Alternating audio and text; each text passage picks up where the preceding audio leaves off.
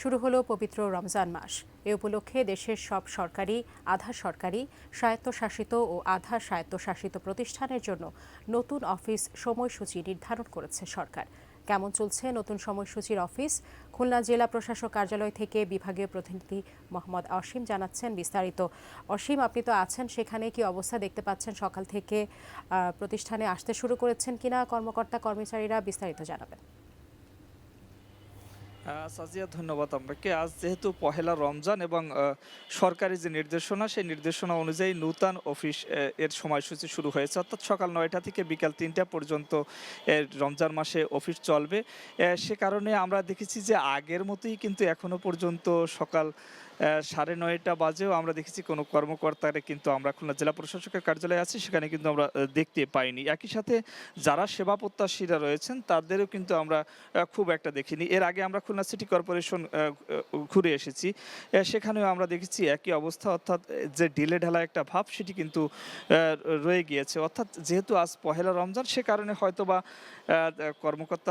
কর্মচারীরা যেমন আসছেন না, একই সাথে যারা সেবাগৃহীতে রয়েছেন তারাও কিন্তু খুব একটা এখনো পর্যন্ত আমরা দেখিনি। এখন ১০টা অর্থাৎ সোয়া ১০টা বেজে গিয়েছে, এখনো পর্যন্ত কিন্তু আমরা সেবাগৃহীতে বা যারা সেবা প্রদান করবেন তাদের খুব একটা আমরা দেখিনি। আপনি জানেন যে আসলে এই যে সরকারি যে নিয়ম অনুযায়ী, সেই নিয়ম অনুযায়ী সকাল ৯টা থেকে বিকাল ৩টা পর্যন্ত অফিস চলবে। এর মধ্যে কিন্তু দুপুর ১টা থেকে ১:৩০ পর্যন্ত, অর্থাৎ ১৫ মিনিটের জোহরের নামাজের বিরতি রয়েছে। একই সাথে আর যে আগের নিয়ম, অর্থাৎ শুক্র এবং শনিবার যে সাপ্তাহিক ছুটি, সেটি কিন্তু থাকবে। তবে ব্যাংক, বিমা, আর্থিক প্রতিষ্ঠান, ডাক, রেলওয়ে, হাসপাতাল এবং রাষ্ট্রায়ত্ত যে সমস্ত শিল্প প্রতিষ্ঠান ও জরুরি সেবা প্রদানকারী সংস্থাগুলো রয়েছেন, তারা কিন্তু তাদের নিজস্ব যে আইন এবং জনস্বার্থ বিবেচনা করে তারা কিন্তু সময় নির্ধারণ করবেন। এই বিষয়টি কিন্তু সরকার থেকে নির্ধারণ করেছেন। আসলে যেহেতু আজ পহেলা রমজান, সেহেতু এবং অনেকেই জানেন না, সাধারণ যে সেবাগৃহীতা রয়েছেন, যে আসলে কখন অফিস শুরু হবে